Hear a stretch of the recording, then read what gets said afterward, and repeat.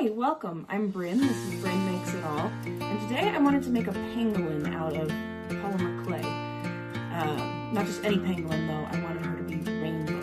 So come hang out with me while I make her. I knew from the get-go that I wanted this project to be bigger than I would just make with solid polymer clay, because something this size out of polymer clay would not only be insane and take way too much material, but it wouldn't bake properly, so I started by filling it with foil.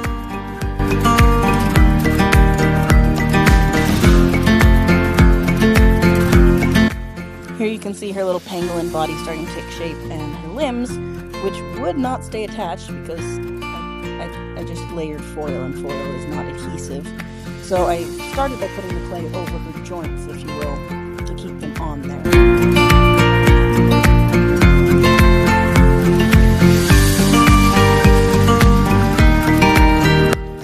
I really wanted her to be all tan underneath her rainbow scales, but I didn't have enough tan, and at the time I thought maybe I could fill the rest of it if I just did her belly with the tan. If I did her belly with the pink, then I could fill the rest with the tan. Of course, you'll see that didn't work out. I ended up with 3 colors of tan, but honestly, I kind of like that about it, so it turned out okay. And I made the belly pink because I looked up pictures of pangolins and their bellies are slightly pinkish.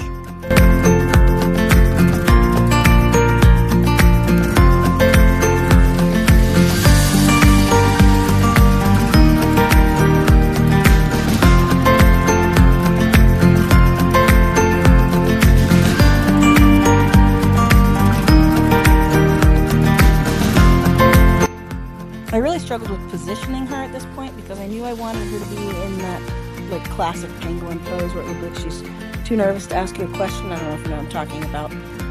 With her little front paw things, her hands kind of near each other and then standing.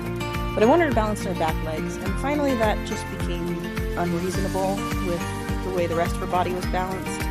Especially once I gave her this back hump kind of shape to help balance her out, but it didn't quite distribute the weight that I wanted. The way that I wanted it to. So I threw her in the oven for a first bake. Always bake polymer clay at 275 or lower, or it will create toxic gases. Here she goes.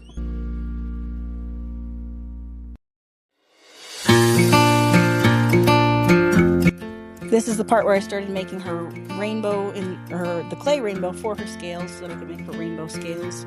I debated a lot about the order to put the scales in as if it was a big deal, and then when I started putting them on her, I realized it didn't matter because nothing went in total perfect order.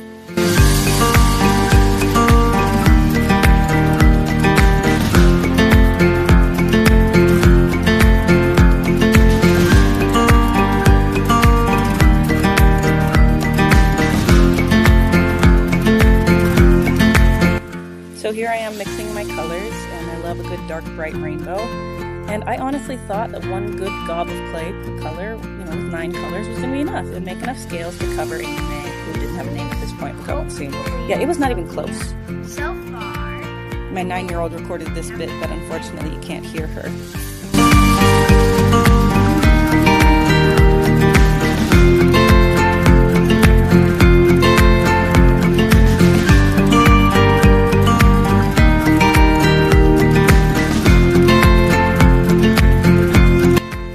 As I was covering the tail with scales and seeing how fast I ran out of them, that I realized, oh, I'm going to be here a while.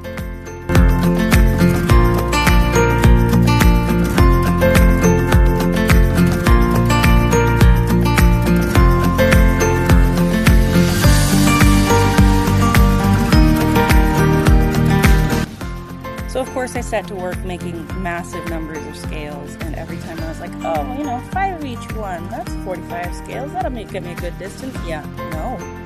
This pangolin has probably hundreds of scales.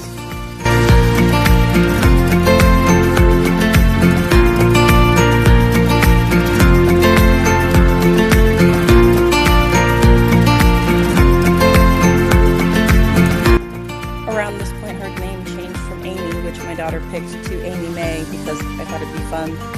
I called her May by accident, and then I was like, oh, AmyMay, that's fun. And then I realized they all had the same letters, so her last name was actually Yam, Y''A''M, so her name has 3 letters 3 different ways. I'm silly.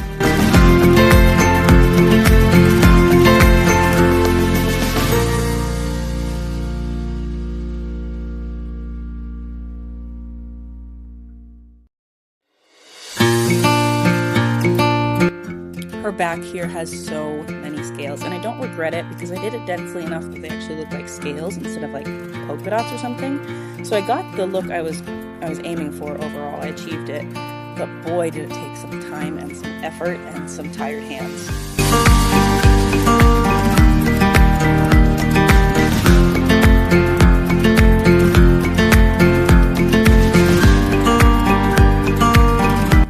It's a little difficult to tell, but in this bit I'm putting her eyes on and her nose.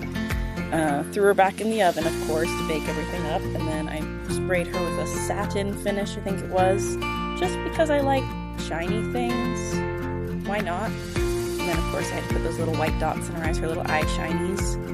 And then I had to put clear nail polish on top of the eyes, too, so they're actually shiny because I'm a crazy person.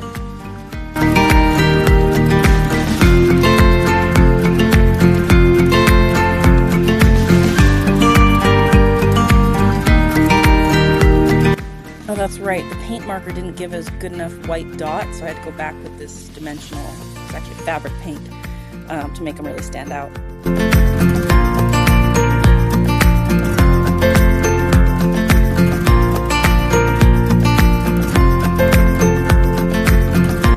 Then I decided that the black of the black clay wasn't black enough for her eyes, it didn't stand out enough, so I had to re-blacken her eyes so I could put more white dots on, so I could put the clear nail polish on so I could have the right effect. It was a little ridiculous, but I do like how it turned out.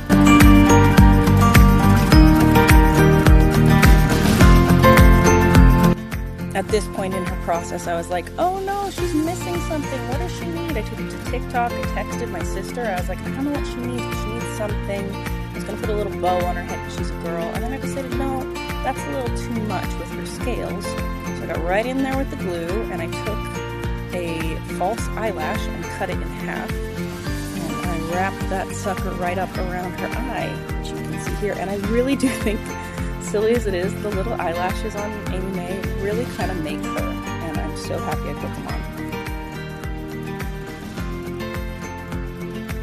So here is our finished pangolin. I had so much fun making her. Thank you for joining me, and I hope you enjoyed this video.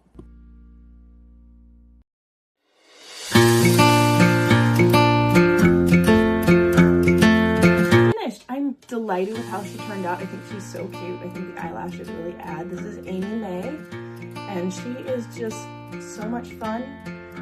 So thanks for hanging out with me, and have a wonderful rest of your day.